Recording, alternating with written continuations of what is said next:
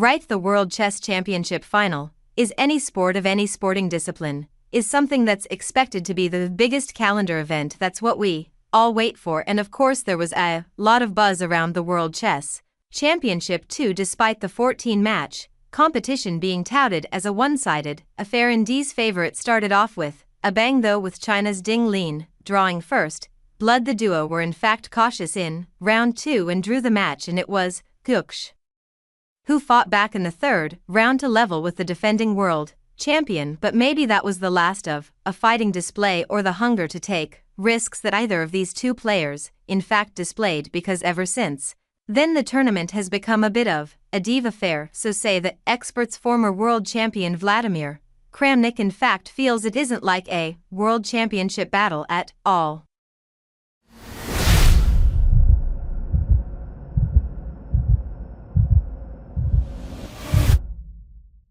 Both players were making mistake after mistake, strategical mistakes, as if they don't get the sense of the position. I expect something a bit more from a world championship match if I want to enjoy chess as just a game of calculation. I would rather watch a world championship of chess engines.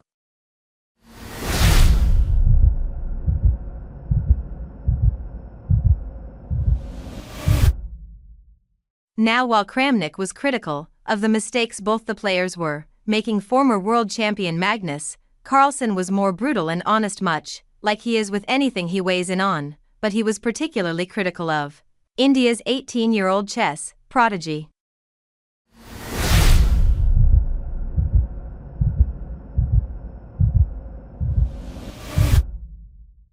Gukesh has generally not impressed me. Ding has probably done a little bit better than we thought, but we probably did not expect much, and K's has probably been a little bit worse.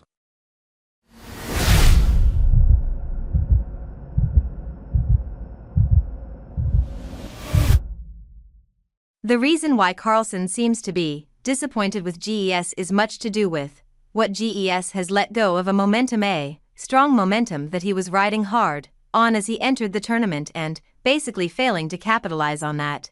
What's more concerning is the fact that both players have been conservative in their approaches, and in a world championship event it's usually the 6th round right before that midway mark of this face-off that really tends to see a shift in the way things might progress thereon. In the past, Carlsen's 2 world championship wins over Vishwan Nadan Anand of India were decided in the 6th round, and in 2021 it was Carlsen's marathon win over Ian Nepi in round 6.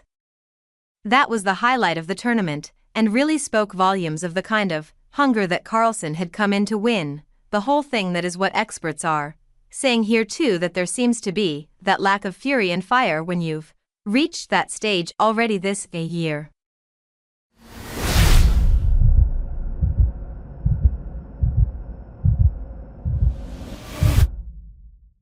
I thought Ding had a nice position on the board. Out of opening he was up on the clock. He squanders the time advantage and then wants to make a draw. Lucas declines and plays on. Very hard to judge, very strange game.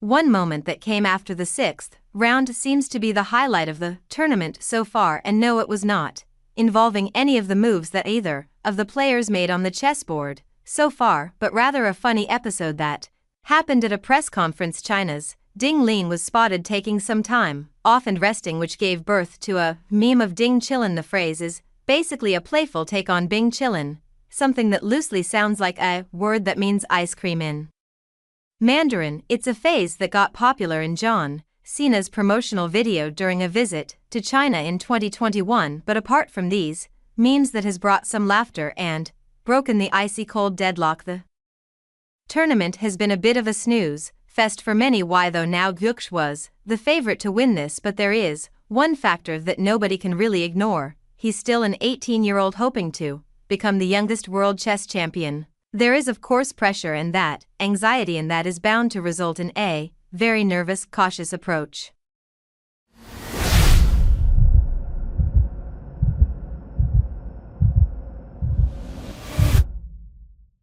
Unlike his chess Olympiad or candidates performances where GES was aggressive. Because then there was nothing much to lose and all to win and gain in that. And what worked against Gia was the early blow he faced in that first round. Let's look at his competitor here. Despite being the underdog, the onus was on Liren to be that more attacking and aggressive, because after getting the lead in the first round, logic and momentum would mean an approach with more intent from Liren. But in his case too, the last year, the heartbreaks, the losses, the mental break, all in fact worked against him to even try to fork a risky hand in any of the games so far. His lack of confidence just wouldn't have let him be in that attacking mode. Against Gukesh, he would want to take the tournament as deep as possible and hope and pray and wait for the more inexperienced younger opponent to succumb to the pressure. He is hoping that the second half of the tournament provides some spark and excitement, and hopefully we'll see one of the competitors cutting loose, because if any of the two players want to force a win, the time is now, not just to push a result in his favor, but also to make the tournament more interesting. We need some of that buzz right about now.